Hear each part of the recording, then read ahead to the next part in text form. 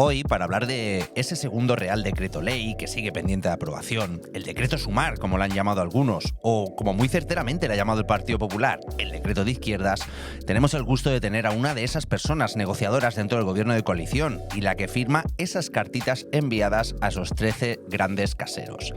Hoy los cánones del buen periodismo serio me obligan a hablar de usted para dar la bienvenida al ministro de Derechos Sociales, Consumo y Agenda 2030, Pablo Agustín Duy. Buenos días, ministro. Gracias por estar en Asalto. Hola, ¿qué tal? ¿Cómo estáis? Un placer. Ya se ha hablado mucho sobre el Real Decreto de Vivienda, sus implicaciones, pero sigue habiendo ciertas dudas sobre la posibilidad de que se pueda pedir la prórroga del contrato por 2 años sin tener problemas legales en caso de que caiga en el Congreso.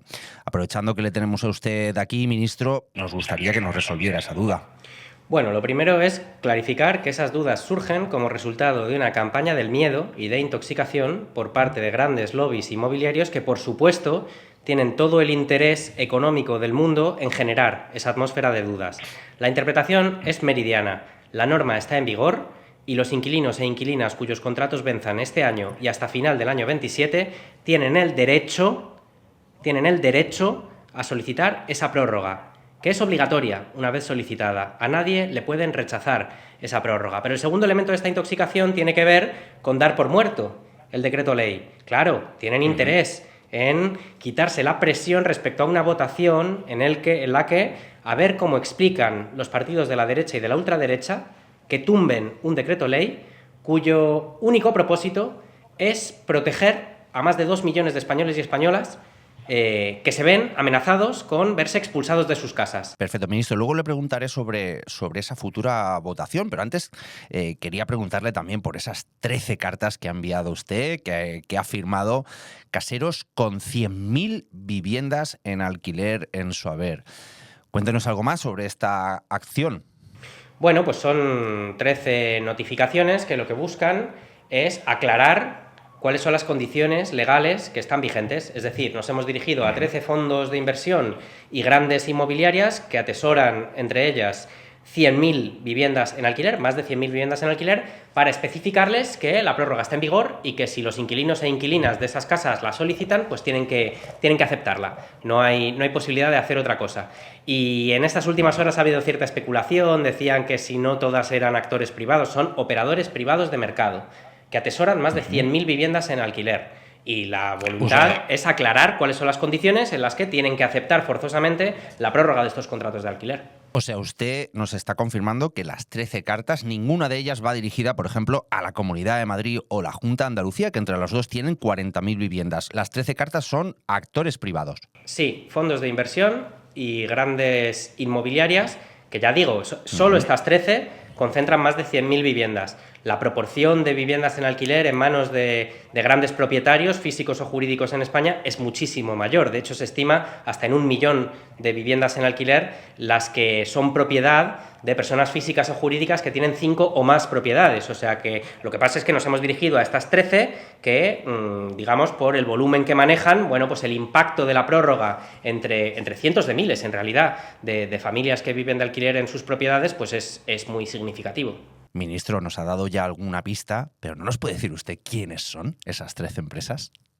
Bueno, pues con las actuaciones de consumo, como nos metemos a veces en campos que son delicados, por así decirlo, por el volumen de los intereses económicos que hay en juego, somos muy escrupulosos con todo el respeto del ordenamiento vigente y también de las formas. Entonces no hemos revelado los nombres, pero en todo caso, y sois buenos periodistas y buenas periodistas en El Salto, es información que es pública y que se puede encontrar. Y ya digo, no hay ninguna institución pública entre los destinatarios de estas cartas, así que se pueden deducir cuáles son los grandes nombres que controlan una parte importante del parque de alquiler en nuestro país, obteniendo además unos rendimientos económicos absolutamente desorbitados con ello, que ese es otro tema a abordar. No.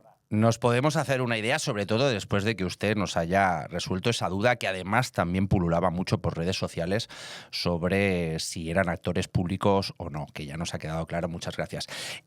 Vayamos a ese Real Decreto. Principal escollo, dejando de lado, por supuesto, al Partido Popular y a Vox, que se van a negar en rotundo, es Junts. ¿En qué punto están las negociaciones y qué espera usted que ocurra?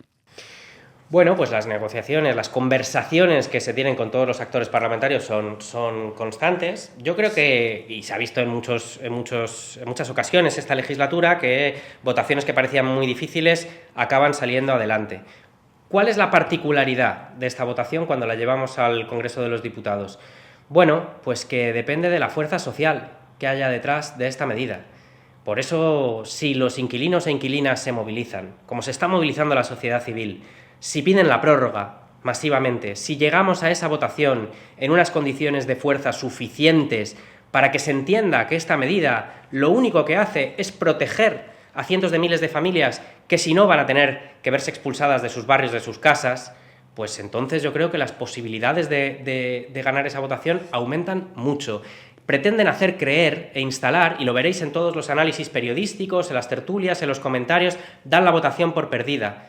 ¿Por qué? Porque no les interesa que tengamos un mes en el que se hable de vivienda, en el que se hable de la estructura de propiedad del mercado de la vivienda, en el que se hable de la situación de esas cientos de miles de familias a las que les van a subir el alquiler si cae esta ley un 40, un 50, un 60%. No quieren que se hable de eso, entonces quieren dar esta sensación de que la votación ya está perdida. No, está perdida. Depende de la fuerza social que acumulemos cuando lleguemos allí. Y por eso yo animo una vez más a todos los inquilinos e inquilinas que les venza el contrato a que pidan la prórroga. Es un derecho que tienen amparado y que es obligatorio una vez que lo soliciten. Y estoy convencido de que esta batalla se puede ganar. Ha sido dificilísimo llegar hasta aquí. Lo que queda por delante no es más difícil que lo que hemos conseguido hasta ahora. Pues ahí queda ese mensaje a todos los inquilinos e inquilinas que, como diga, le venza el contrato antes del 31 de diciembre de 2027. Ministro, dejando el tema de vivienda de lado y antes de despedirle, quería preguntarle por otro tema que hemos tratado también en este podcast y que a esta casa, al Salto, nos toca de lleno. El pasado jueves, el exdiputado de la Asamblea de Madrid por Podemos, Serín Emballé, y otros 6 vecinos fueron detenidos en la puerta de su casa. Entre ellos está nuestro compañero, el periodista Martín Cunio. Vistas las imágenes, y que no es la primera vez que Emballé sufre este tipo de redadas en la puerta de su propio domicilio, ¿qué opinión tiene usted sobre lo ocurrido, ministro? Pues que es algo absolutamente intolerable, inaceptable. Aprovecho la ocasión para enviar un abrazo tanto al periodista del Salto como a todas las otras personas que se vieron en esa situación. Yo lo dije públicamente, me parece algo injustificable que no se puede normalizar, y además lo más grave es que, claro, de esta situación nos enteramos y generó la conmoción que generó porque Serín es un líder social y ha estado en la Asamblea representando a Podemos, porque había periodistas delante, porque era en la puerta de su casa, pero la pregunta inmediatamente que se hace cualquier persona de bien es ¿cuántas situaciones así no habrá de las que ni siquiera nos enteramos? Y ha habido gente que, claro, que ha cuestionado, ¿no?, como siempre sucede, la actitud o la reacción o el relato de Serín Emballé. Claro, pero es que él puede hablar, él puede denunciarlo, precisamente porque tiene una posición de representación pública y porque lo que le pase a él trasciende. Pero ¿cuánta gente se ve en una posición de indefensión ante situaciones en las que cristaliza la desigualdad, el racismo, de manera tan flagrante como esta? Es algo inaceptable, y yo quiero agradecer especialmente a toda la gente que se movilizó para denunciarlo y para que esta situación, bueno, pues no cayera en el olvido. La lucha antirracista en España es quizás la gran asignatura pendiente que tiene nuestra sociedad por delante, y desde luego quienes están en primera línea de esa lucha solo merecen reconocimiento y agradecimiento. Pues son unas preguntas que nos hacemos también exactamente las mismas desde aquí, desde El Salto. Pablo Ustinduy, ministro de Derechos Sociales, Consumo y Agenda 2030, ha sido un placer. Muchísimas gracias por estar aquí en El Salto. Un placer, un abrazo grande.